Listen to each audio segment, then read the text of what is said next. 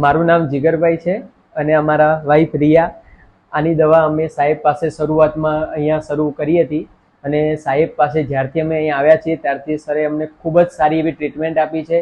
અહીંયાના સ્ટાફ પણ અમારી સાથે ખૂબ જ કોઓપરેટિવ રહ્યો છે અને ગઈકાલે આપણે 31 તારીખની રાત્રે એટલે કે આજે રાત્રે આજની રાતે 31 તારીખે અમારે ત્યાં બાળકનો અહીંયા અમારે જન્મ થયો છે અને આ બાળકના ડિલિવરી કરવા માટે સરે ખૂબ જ નોર્મલ ડિલિવરી થાય એની માટે ખૂબ જ સારો પ્રયત્ન કર્યો છે. બરાબર, અમે તો એક વખત કહેતા હતા સાહેબ CS કરી લો કારણ કે સહન નહોતું થતું, પણ સાહેબ કહેતા હતા કે એને નોર્મલ થવાના પૂરેપૂરી શક્યતા છે.